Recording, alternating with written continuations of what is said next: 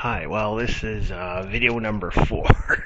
Yeah, just need to get myself kind of going for this one. I was actually going to do the video yesterday, but I decided that I might have been up, but I was also drinking, so I thought, well, I'll sleep, and then the day after. So basically, I waited 24 hours, watched myself some. I finally picked up Sakurai. I finished watching some of the Warehouse 13 up to season 4. Kind of like starting to watch some other stuff. So I kind of got that kind of really geeked off now. So I mentioned the Seven Saints of sci-fi. Well, like I said before, there are 7 fundamental things that you have to have seen to consider yourself a serious fan of something. It's like saying you have to. There's so many things that you could add that to. You could say, the 7 things that people must see on anime. There's 7 things people have to see in like fantasy or read these books or play these video games. So I thought about doing an actual Seven Saints of Sci-Fi. Like this would be the episode I do it on. But then I thought, well, I might want to wait a week, see if I can get my hands on certain things and certain series, and then do it.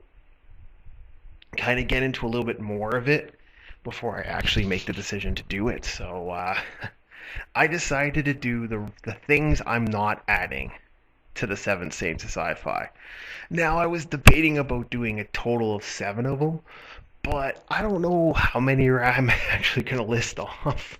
I don't know how many people I'm going to piss off by listing these off, but I figure, these are things I truly believe belong in the sci-fi universe. So I've been thinking about it, and that's not that some of these are going to be like really what people would consider quintessential sci-fi, and I'm going to kind of explain my reasoning behind it at least, so at least my opinion isn't completely out of my ass. Well, it's completely out of my depraved mind, but it's not out of my ass. So I guess I can get away with some stuff. Well, 1 second, drink break. Hmm. Uh, Mixing Pepsi and Coca-Cola. Gotta love it. Okay. What was the saying? Gotta love weird? Yeah, that's about right. So the first one I'm going to talk about is the Space Odyssey. Yes, I'm going there. Stanley Kubrick's greatest show, or Kubrick, or Kubrick, or whatever the hell you guys say the guy's name.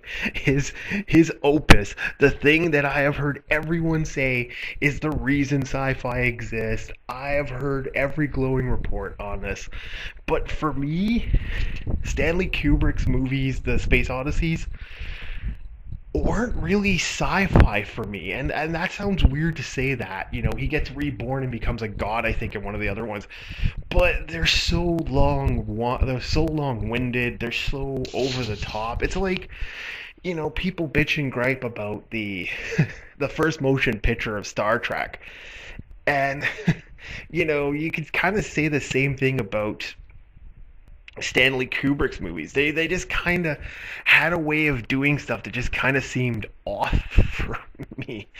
Just I don't know. Maybe it's weird. That I kind of I don't know. I could honestly say if I ever do the Seven Saints of like great films, they're gonna be on there. They're definitely gonna be on there. I wouldn't say they're number one, but in my opinion, one of the best. So one of the like they are one of the best like well-made movies out there, but for me, I just it's more of like if you're a film, like I mean a hardcore film guy, like nostalgia critic type of guy, like someone that's that hardcore into films and how people make films, how people work on films, all the shots and stuff, you're gonna love it. Now that's not saying I don't love Stanley Kubrick's work. I actually love Clockwork Orange. I also love The Shining. Actually, The Shining is probably one of my on my top list of one of the most scariest movies of all time. And one of those good scaries, not the I thought it was overall terrifying, but at the same time, it had a level of something that just made me go, "Oh my God." It was something I could watch even though I was scared watching it. I could watch it and it wouldn't disturb me as much, but the visuals were so amazing and so just beautiful, absolutely beautiful. I could actually do an entire like entire video on The Shining, and may in the future, but I still think is one of his one of his best works. Clockwork Orange, same, one of his best works.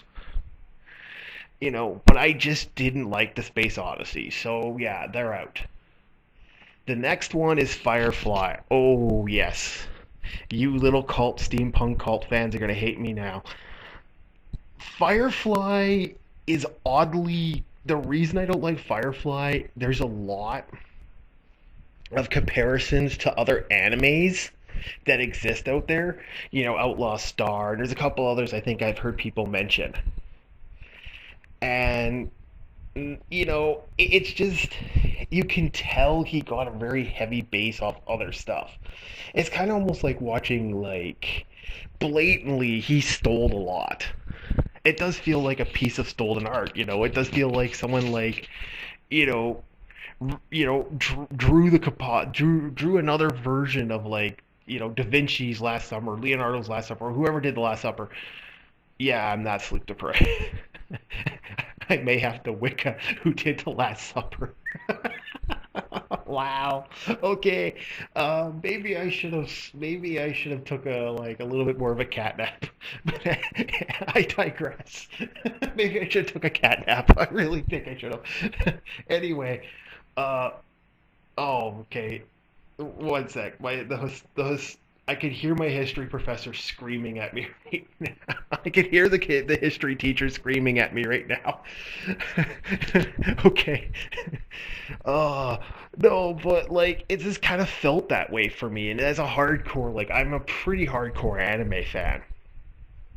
So I love a lot of animes, and sci-fi animes weren't my top billing sometimes, but they are still out there. I do still enjoy them, and they're just kind of like one of those things. So yeah, I found Firefly's out.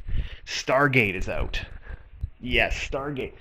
Not saying that Stargate isn't a really good, like, honestly, Richard Dean Anderson, the original cast of Stargate, I actually really did like, and I did watch it, but it's I don't know, I don't think it was innovative enough, I guess best way to put it. It's kind of on that high standard where other series kind of did just something about it did kind of feel that way, that just wasn't there for me. uh History of the Galactic Railroad, I believe it's called. Now if I got that wrong, I apologize. Another anime movie, really amazing. But the problem is I can't find anything. I can't find the effing movie. I actually tried to order it a bunch of times. So I really want to put it on my sci-fi top list, but I'm kind of want to put it as like part of it because it is so amazing, weird, unique, different. It's Go look it up if you can find a good copy of it, or you can like go online, or even if it's on like net. I don't know if it's on Netflix, or if it's somewhere out there. If it's somewhere out there, I'm telling you to watch it. If you're an anime fan and you want to see something that's amazing, it's up there with like it's up there with Grave of the Fireflies for me. It's up there with Nostikov, my all-time, like Prince Nausicaa in the Valley of the Wind, Princess Mononoke, whatever. It's up there with those animes. Actually, that is like if I was to say the greatest anime movies of all time, it's up there. It's just right up there, like just dynamite of one of those amazing things. It just really is really well done. But I think it's more part of that of my like anime series of like my anime movies. It's in that top list, and I also just couldn't find another thing. Gundam and Macross are out. Why Gundam and Macross? Well, if I can ever find every episode of Gundam, which, yeah, I'm having a little bit of problems finding it. Well, I don't want to spend the $400 to buy the entire series. Yeah, that's right. It's about $400. I've actually tried, looked into it. But I can honestly say this right now, even without watching Gundam, they do copy themselves, which kind of makes me laugh because when I hear people diss Gundam, when I hear like the old school guys dissing Gundam Seed, and I hear the new guys dissing the old stuff, you know, I'm like, well, I kind of like, I love to say to them, flying space girl. Now, there are people out there that heard me say that and are probably going, oh, I remember that from this era, and I remember that from that era, from the new era. So when you put that all together, then you'll understand why I did pick Gundam. When you start matching stuff together, Macross, it's too cheesy. That's saying something. I know. Red Dwarf.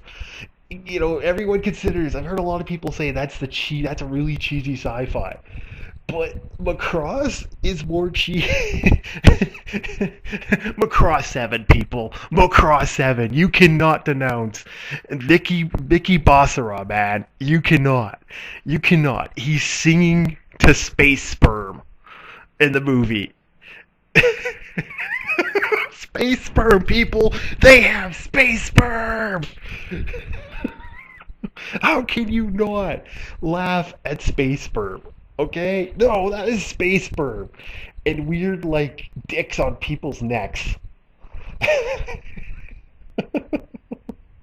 you know, wow. I wonder how high people were when they did that. Like, I'm just picturing it right now. Yeah, man, they're gonna, we're gonna have space sperm, and we're gonna have the Zentradi trying to kill the space sperm like Captain Ahab. Wow, I never knew weed was in Japan.